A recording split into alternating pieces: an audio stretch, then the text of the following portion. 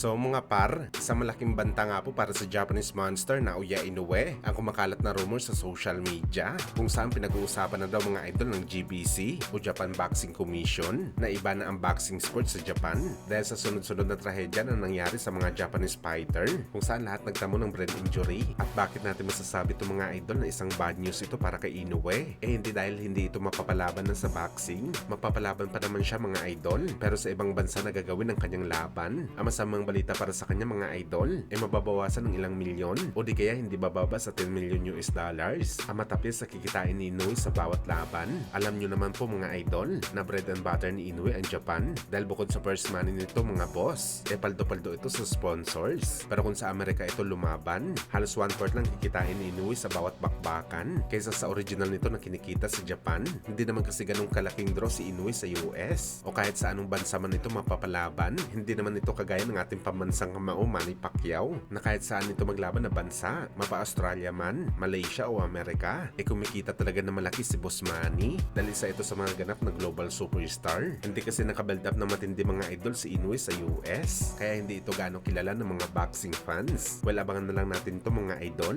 Hindi pa naman totally tanggal ang boxing sa Japan, pero kung sakaling mangyari to mga idol, malaking dagok talaga ito kay Inoue. Ang ending nito mga boss, mauwi na lang ito sa maagang retirement ni Inoue sa boxing sports.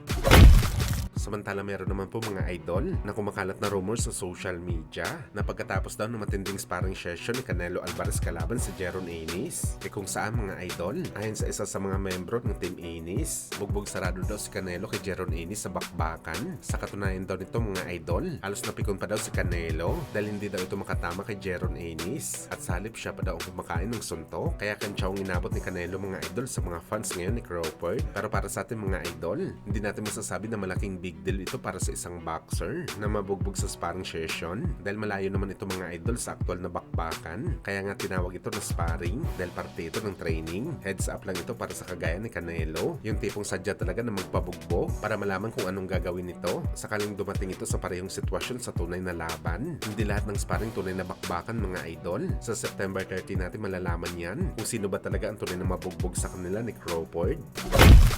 Sa kabilang banda naman mga idol, speaking sa bugbog, sa buwan pa nga ng November ang laban ni Jake Paul kalaban si Tank Davis. Pero ngayon pa lang mga idol, binugbog na ni Jake Paul itong si Tank Davis. Nagpagawa lang naman kasi ito mga idol ng cake na merong imahe ni Tank Davis. At agad naman sinuntok-suntok ni Jake Paul at winasak ng pinong-pino ang cake. Parang pinapahiwatig lamang dito ni Jake Paul na ito talaga mangyayari kay Tank Davis sa kanilang aktual na bakbakan sa November. Marami sa mga experts ang naniniwala mga idol na masyadong too much ang laki ni Jake Paul. Kaya nakikita nila sa bakbakan na to na knockout ang abutin ni Tank Davis.